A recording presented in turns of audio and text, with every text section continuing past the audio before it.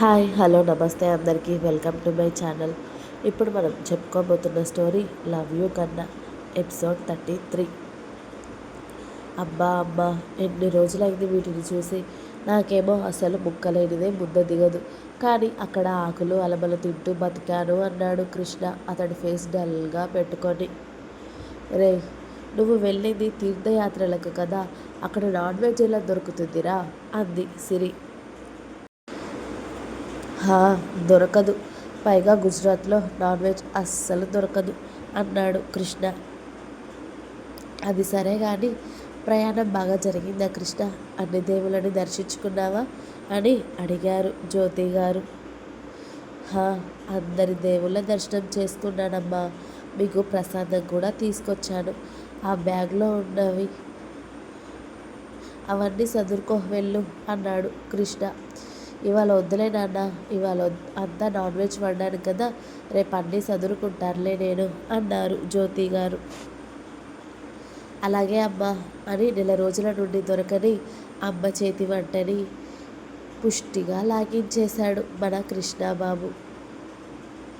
మీరు తింటూ ఉండండి, నేను ఇప్పుడే వస్తాను అని జ్యోతి గారు ఏదో పని ఉండి బయటకి వెళ్ళారు. రే, అది అక్కడ చచ్చిపోతుందిరా, నువ్వు ఫోన్ లిఫ్ట్ చేయట్లేదని. ఫోన్ అంటా చేయకపోయావు అంది సిరి. తిన్నాక వెళ్ళి కలుస్తానులేవే అన్నాడు కృష్ణ.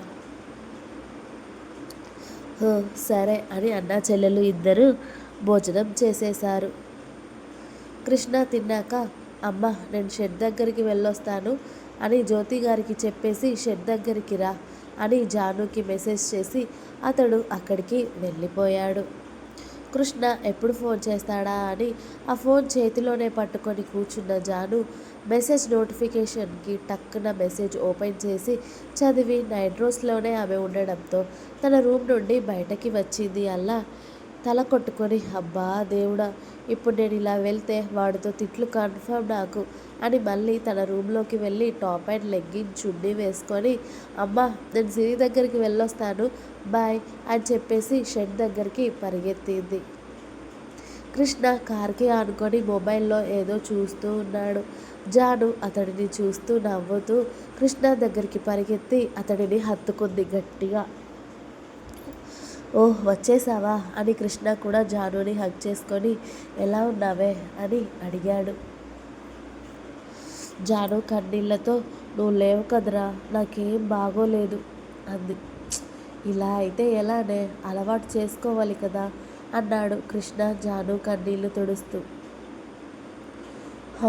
నువ్వే నీకు నన్ను అలవాటు పడేలా చేసి మళ్ళీ ఇలా దూరంగా ఉండమంటే ఎలారా అంది జాను.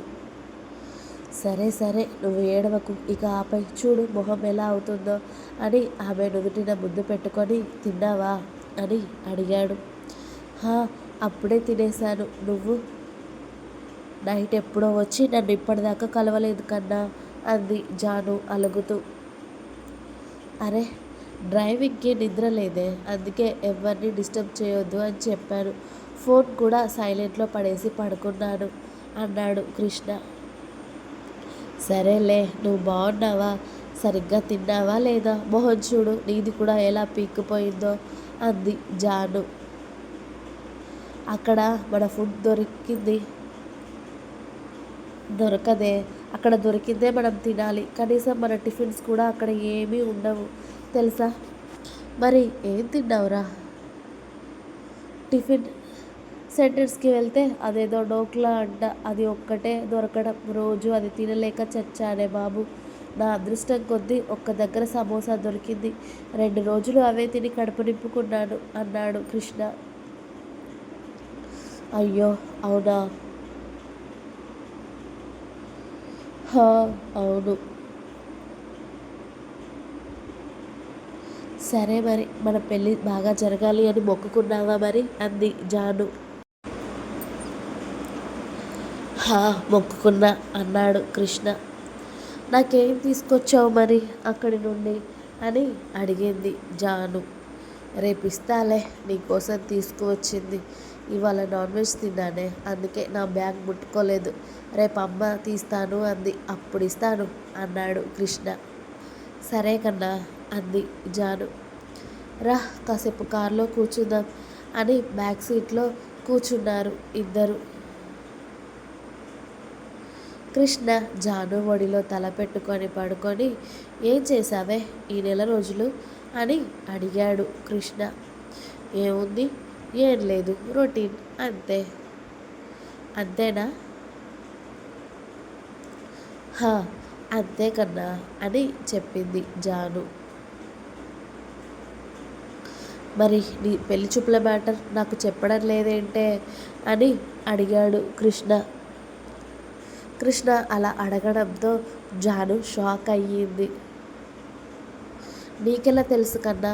నీకు నేను చెప్పలేదు కదా, మరి ఎలా తెలిసింది? నీకెవరు చెప్పారు అంది జాను.